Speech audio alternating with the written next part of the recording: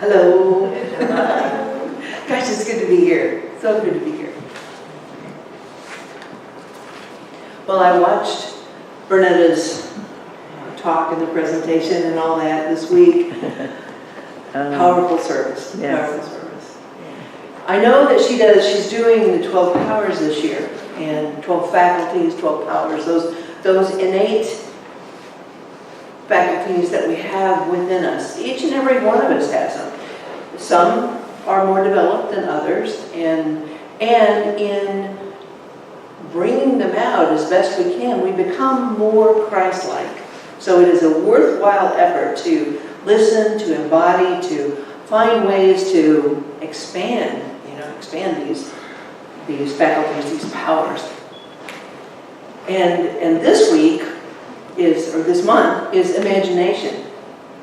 Imagination is one of my favorites. It was imagination that allowed me to see a beautiful Palomino horse that I rode when I would go to my cousin's house. If you actually saw me, I was on a stick. We would go out and find sticks that were, a little over waist high, and then we'd choose our horse, and Roy Rogers had a Palomino named Trigger, if you go that far back. Anyway, imagination then allows us to have richer lives. If and as we use our imagination, we can create the lives we want. So imagination is really powerful. Why do we need it? We could get by possibly without it. I can't imagine that myself, but I guess it's possible. Why do we need it apart from seeing horses where there are only sticks? There might be other reasons too. But I think that without imagination, we miss a lot. We miss opportunities and solutions and just so much. Options, we don't see options, which reminds me of a time when I was married. This was in the mid-'80s, and I was married with children at home. My husband had to be in the hospital for several weeks. And at the time, so I was working full-time, I had these kids at home. We also owned we also owned a rental building down in the city. And I remember during that time when he was in the hospital, one of the tenants' water flooded, it was coming out the window, and they called. There was a lot going on. And I needed to go and visit my husband because he was wanting company too. So I remember talking to my friend Donna. You might remember me talking about Donna, my best friend from forever. And we were talking, and she said, why don't you suspend the carpooling? Oh, what an idea. There were three of us in the carpool, my husband, myself, and one other guy, Charlie. He lived in the subdivision. He lived worked the same hours as us, the same building. So we'd been carpooling for some time. It never occurred to me that I could let that go. Talked to him. He was fine with it. He began driving. It just opened up so much freedom. I was able to leave work when I needed to. I could stop by the hospital on the way home. It was on Kings Highway, so I could stop on the way home rather than making a trip. I never would have thought of it. It was imaginative. That was an option that hadn't occurred to me. Without imagination, we might be used to just seeing things the way they are. There's this and this and this. That's it. That's the way it is. And so we might not think about what could be. So we might say no to, well, would you like to do such and such? I don't think so. No, it's not in my little knowledge box here. So we might miss out on opportunities, adventures even.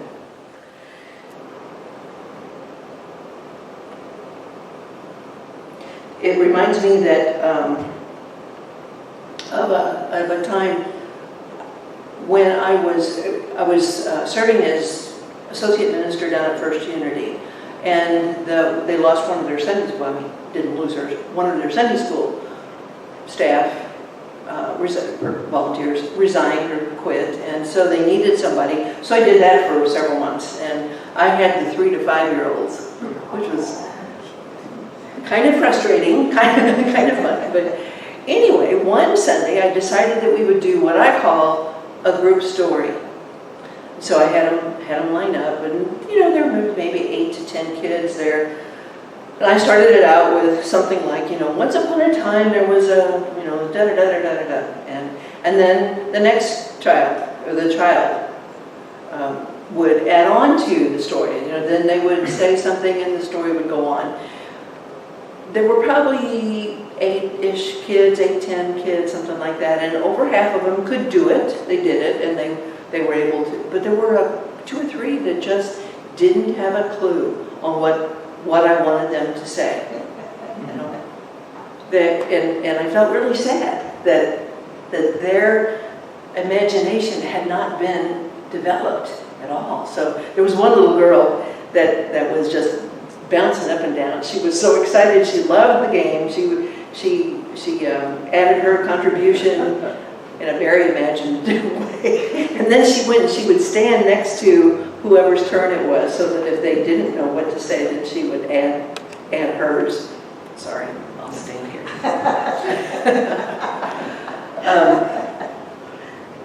So she got a chance to help out the others who were having a hard time figuring out how to do it. I think there's a real need for imagination. I think it is such powerful power, such powerful power. I learned something from my grandmother that I think has helped me quite a bit, and I'll share it with you and see maybe it'll be something that would be beneficial to you. So, now because I've talked about my grandma before, and that she was probably one of the most important people in my life. She was, she showed me what it was, and she gave me unconditional love. I loved my grandmother, and she loved me. She always wanted a girl. She had 4 sons and then 3 grandsons before I came along. So that when I got there, I was the recipient of all this pent-up love. And I just reveled in it. It was amazing. That's wonderful. I got to, I adored my grandmother. So I tried to do what she did. I tried to do things like she did. And I got to, I noticed finally that she had a word, and the word was well, W-E-L-L. She could do so much with that word. It was just incredible, depending on the intonation, how she said it, said volumes. And because she was so special to me, I believe, I can't verify it for sure now because she's gone, but I believe that I learned what some of those wells meant.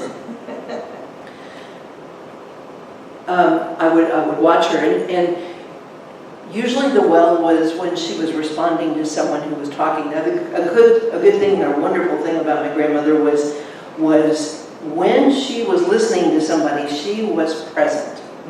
She was listening. She was there. It was a good lesson. All these different meetings. So one of them was, I didn't know that. She didn't say I didn't know that, but that was I can't do well like Grandma could do well. But just imagine that my interpretations are accurate. Sometimes well would mean, I didn't know that. Sometimes, I believe that well was interesting, but I don't really believe you.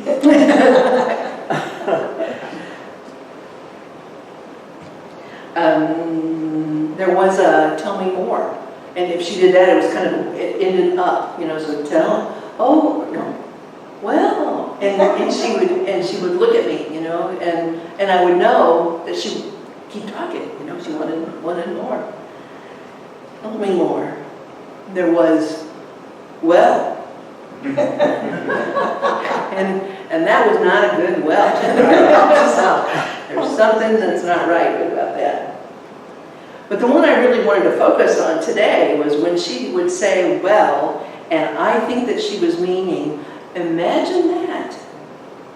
And when she would say, well, in that way, well, imagine that, I think that, what I saw when I would see her say it that way was just sort of this really positive, what is the word, incredulous. She was incredulous, just like, that's great, just very,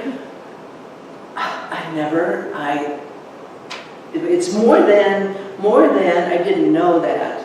It was sort of like I couldn't even imagine that, but wow, that's the attitude that I think that my grandma had when she would hear something that imagine that was what I experienced, what I believed that she was experiencing. Well, imagine that, and I love that attitude. Think back to the hospital example. If when my friend, if Donna had said, why don't you disband the carpool, imagine that, I hadn't thought of it. What if I was defensive? What if I just was closed off to it? Then I'm not receptive, I guess. And so to me, that's what my grandmother's attitude towards something that she couldn't even imagine was. It was receptive, it was open. I loved it. So that I've tried to do that and be that way. Unity has, you've probably heard it, a phrase. It's called the creation process, and it is mind, idea, expression. If you look at it in the physical, in the relative, in the human sense, and that we can look at it that way, and then there's also the spiritual, the divine sense of the creation process. Humanly, mind, we have minds. Idea, an idea can come. My friend Donna planted an idea in my mind. You don't have to do it this way. An idea can come from the radio. It can come from something you see. It can come from your dreams. An idea can come from anywhere, but it has to be there. If you're talking about creation, it has to be there. Then the last piece is expression. And if it is a seed that grows in your mind, something that you like, and it embeds itself, then you do what you can do to bring it into manifestation. And that's a good thing. I have learned myself well, and I know myself well enough to know that I need to give myself at least overnight for some of the ideas that I get, because some of them are really, the second day, it's like, no, that would never work. So you give yourself a little time and see not every idea comes into expression, but that's the process. Mind, idea, some of the ideas are seed and grow, and then we can bring those into expression. Okay, that's the process of creation. In a spiritual sense, mind is God mind, and we know it as substance. It is that pool of all there is. There is already in this huge pool called Source, called God, called all that is what my son calls it. God mind. Everything's there. Idea. In Unity, they teach us that the idea of humankind is perfect. Charles Fillmore calls it perfect man. Not politically correct anymore, but perfect man. And then the expression of that was Christ Jesus. It is said, the way I learned it was Christ is in Christ. It's Christ Jesus because he has fully become his highest self. He has fully become the Christ, and that is the expression of this creation process in the spiritual. Now we can also do spiritual creation kind of meshing both of them. But as we, in this mind, we access that part of us that has access to all there is, and in that alignment, then divine ideas. I love what Bernetta said last week. She was talking about angels coming up and down from into heaven and down. And she was saying that I believe heaven was consciousness. It was this source. It was this pool here. And the angels were divine ideas. We know that Myrtle Fillmore says that those longings that we have, those are divine ideas. And then other places I've heard that divine ideas are God's currency. I used to pray for a bicycle. I wanted God to put it on the front porch. But didn't exactly happen. I did get the bike, but it was through relatives, that found one. So divine ideas are the currency that God uses to enable us to manifest what we want and need in our lives. So that's the creation process. And I believe that imagination is critical to that middle part, to the idea part. Because as we expand our imagination, then we are better able to be fertile ground for ideas and divine ideas, because we can imagine more. Creation works whether the idea is good or not, is positive or not. My daughter, when she was a little girl, we got her a set of books. I think they were called Sweet Pickles. And there was one character called Very Worried Walrus. And Very Worried Walrus always worried about everything that was to come. So if, an example would be, do you want to come and go to lunch with me? Well, I might go outside and I might fall on the step, and then I would fall on the step and crack open my head, and then maybe nobody would find me for a long time. I'd lost a lot of blood and I'd have to go to the hospital. Nothing had happened, but Very Worried Walrus just kept focusing on all the bad things that could happen. It was of course exaggerated so that we get the idea, us and our kids. Don't focus on that. But the idea is that creation process works.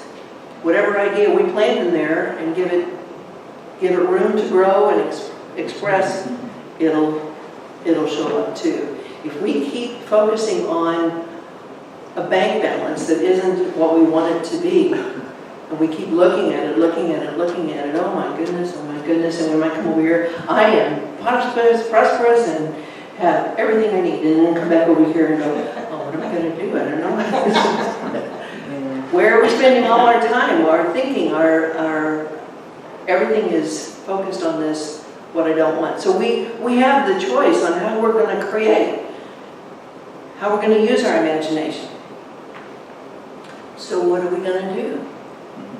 Well, I think what it takes is relationship. I told you how I feel about my grandmother and how she felt about me. I trusted my grandmother completely. I absolutely knew that she would do anything to protect me, to take care of me. She didn't. She would come in and sleep with me at night if I was. I trusted her completely. I don't know that I've ever trusted anybody so much as I did her. I knew that she was only interested in my good. I had a strong desire to be with her. From the time I was fairly young, not baby or anything, but I loved to spend the night with her. I wanted to be around her. I listened to her. I followed her around as she did her chores. I snapped beans with her. I fed I didn't feed the chickens. I was with her when she fed the chickens, Everything I could. I wanted to be with her. I loved her. And she loved me. That was that unconditional love. Some of us have been fortunate to have unconditional love in our lives, and I'm very grateful that I had it. Where do we know, though, that we can always get unconditional love? This is the part God, yeah, that divinity, whatever you call God. That's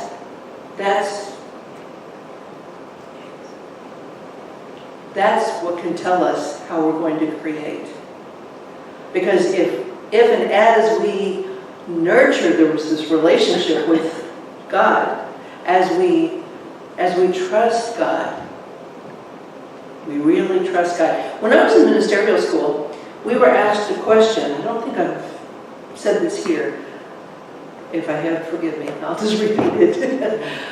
But the question was, do you think the universe is friendly? And when you think about it, if you allow the universe, I mean, some people were saying no. In my ministerial class, they were saying, no, I don't think the universe is friendly and supportive, no. But if you substitute the word God for universe, if they're interchangeable, do you think God is friendly? Do you think God is supportive? So perhaps we can look at, are we really trusting? And if we're not, what can we do about it? We can spend time with God. You know, I mean, that all the time that I spent with my grandmother was helping me to learn from her, she emulated some things I thought, I don't think I want to be that. She's this bus. If we want to be with God, and you know for yourself, if you've been in meditation, there's just, you know, often it'll start with just a sense of calm after you come apart for a while and you take time to meditate. And the more consistently and persistently you do that, the more you know that connection, the more you are aligned in it. And then, so there's the trust, the being with, and then the love. Then you experience that connection, that love. You are that love, actually. And it is in that relationship, that's where your propeller for imagination, for creation comes from. That's how you can guide and steer it away from eating a whole chocolate cake in one sitting. It's an idea. Into what is going to feed my soul? What is going to make me a better person? How can I serve in this world? Whatever it is that I'm interested in. God, that awareness, that relationship that we have with the divine, that closeness, that oneness. We say, God and I are one. It's true. And the more we know that, the more we feel it, the more we practice it, the more we trust it, the better able we are to create. Last week, Bernetta had us envision, was her word. I think envision what you want to be for ourselves. What do you want to be like? And I would add to the word envision, she also used image. Image what you want to be like. I would add imagine. Imagine what you want to be like. And when I think about what I want to be like, I'm not trying to get myself back to my younger years. I am envisioning myself healthy enough to ride my bicycle with the wind blowing in my hair. I'm envisioning myself, imaging myself, imagining myself capable of walking and hiking and all of that kind of thing. I'm imagining myself enjoying relationships in my life. That's what I'm envisioning, imaging, imagining.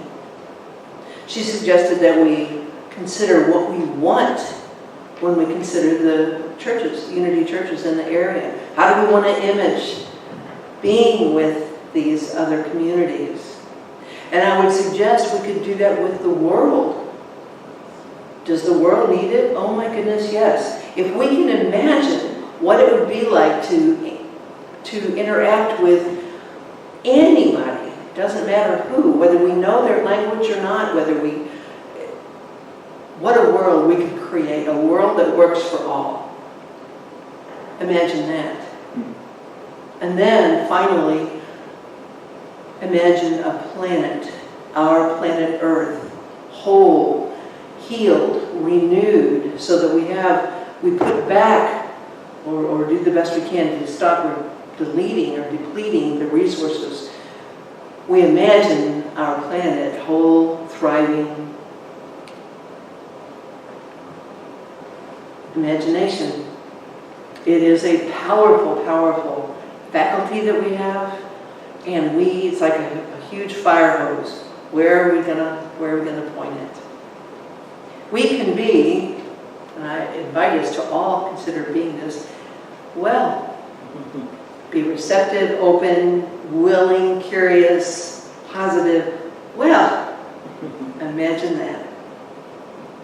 God bless you. In our imagining, let's pause for a moment and remember, think about what our master teacher, Jesus Christ, what he went through, what he learned, what he gained, and then as he taught us, so that we have some guidance, so that we have some divinity, some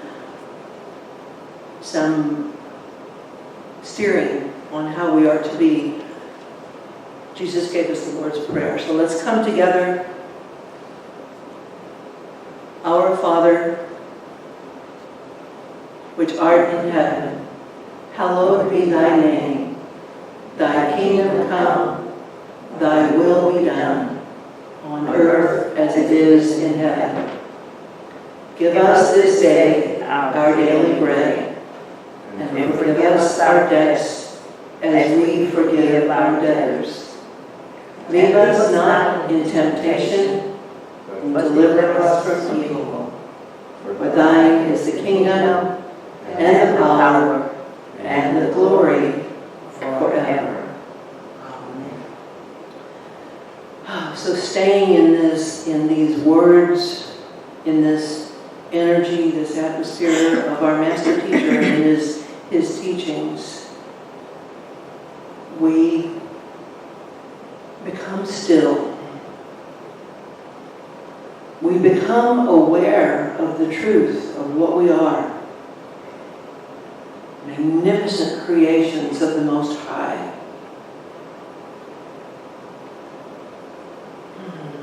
And as we still our minds, still our bodies, we allow that to just settle in us, to resonate in us. All of the outer falls away.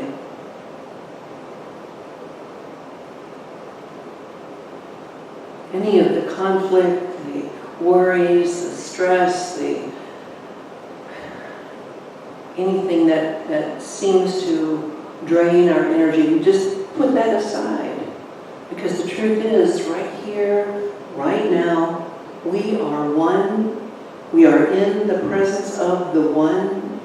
We are the one. All is well. We are safe. And as we pause, we are given a chance once again to replenish, to refresh, to renew, to re-energize. We take time to become still, and then we become open, listening, if you will, receptive to that inner Christ voice.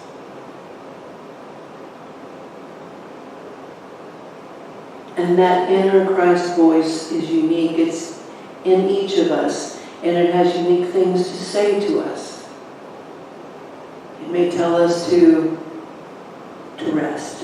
It may tell us to get busy. It may tell us to be peaceful. It may be guidance. It may be wisdom. It may be that voice, that divine access, the Spirit of Christ is our personal guidance system, our personal source of all that is.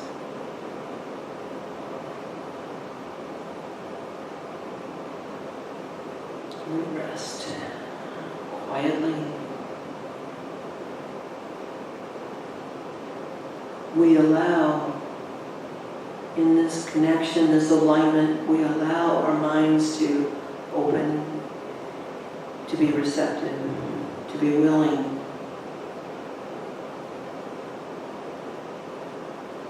And in doing so, we know that we are creating that fertile ground for seeds to come. Whether today, or tonight, or next week,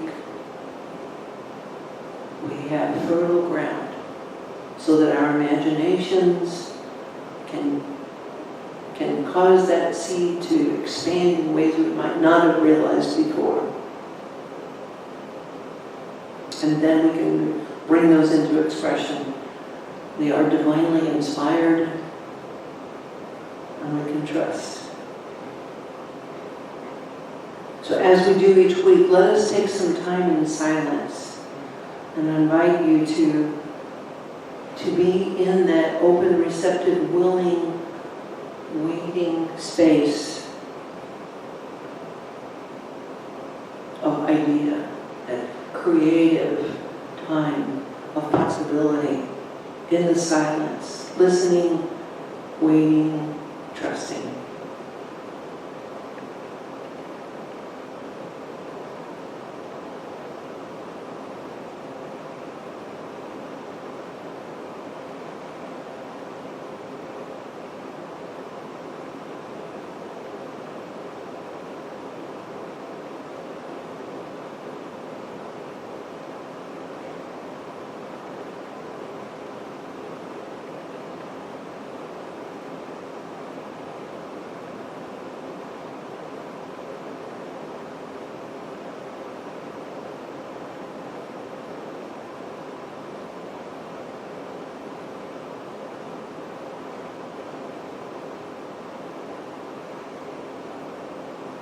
When we take time like this to come apart, to be still, to listen, to align, we come away being the truth of what we are. We come away as peace. We come away as love. And that love radiates out into the world. We come away as joy. This is what we are. This is what we have come here to do, to be. To be Christ in expression.